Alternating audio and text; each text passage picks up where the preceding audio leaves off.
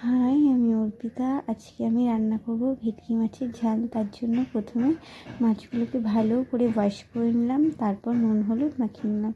এরপর তেলটা গরম হতে দিলাম। গরম হয়ে যাওয়ার পর একে একে মাছগুলো আমি ছেড়ে দিচ্ছি। মাছগুলো কিন্তু এখানে একটু ভালোভাবে ফ্রাই করতে হবে, মোটামুটি একটু ডিপ ফ্রাই করতে হবে, তবে খেতে আরও বেশি ভালো লাগে। তো দেখো, আমি লাল লাল করে মাছটা ভাজা করে নিচ্ছি। এরপর মাছ ভাজা হয়ে গেলে আমি এদিকে মশলাটা আদা জিরে পেঁয়াজ রসুন লঙ্কা হলুদ নুন সমস্ত কিছু দিয়ে ভালোভাবে কষিয়ে নিলাম। তারপর আমি জল দিয়ে দিলাম। জলটা দিয়ে একটু ভালোভাবে ঝোলটাকে নেড়ে নিলাম। এই ঝোলটা খেতে কিন্তু ঝাল ঝাল গরম ভাতে ভীষণ ভীষণ ভীষণ ভালো লাগে। এই একটা তরকারি দিয়েই পেট ভরে পুরো খাওয়া যায়। আর দেখো, মাছটা এদিকে আমার পুরো ভাজাটা রেডি। এদিকে ঝোলটা ফুটে যাওয়ার পর আমি মাছগুলো এবার ছেড়ে দেবো। দেখো, মাছগুলো মোটামুটি অনেকগুলোই। হ্যাঁ, মাছটা একটু ছোট, কিন্তু মাছটার কিন্তু খুব টেস্ট, খুবই টেস্টি খেতে।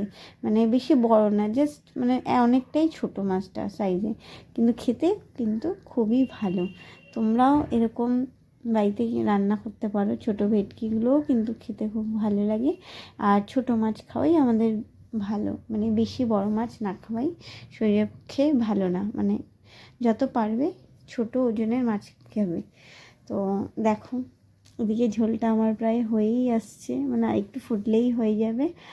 আর একটু মাছগুলো দিয়ে নেড়ে নিচ্ছি, জাস্ট আর একটু বেশিক্ষণ না, আর জাস্ট 5 মিনিট হলেই তরকারিটা হয়ে যাবে।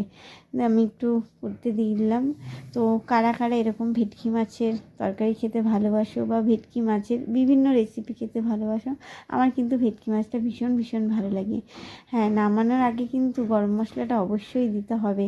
দেখো, আমি কিন্তু গরম মশলাটা অল্পই দিচ্ছি, তাই একটু টাইম লাগছে, কারণ খুব একটা বেশি দেবো না।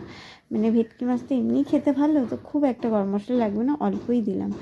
আর তারপর আমি এদিকে ধনেপাতাটা কুচি কুচি করে কেটে নিয়েছি, এবং নামানোর আগে আমি ধনেপাতা কুচি দিয়ে দিচ্ছি। দেখো, তরকারিটা দেখতে কি সুন্দর হয়েছে।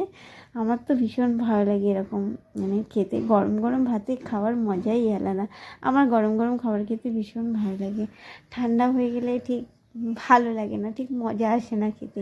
তো দেখো, আমার তরকারিটা অলমোস্ট ডান। তারপর দেখেই তো ভীষণ ভালো লাগছে।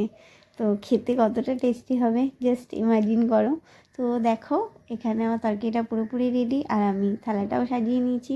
ভাত আর ভেটকি মাছের তরকারি, এদিকে আমি ফলের মধ্যে অরেঞ্জ আর ক্যারট নিয়ে নিয়েছি। ব্যাস, এটাই ছিল।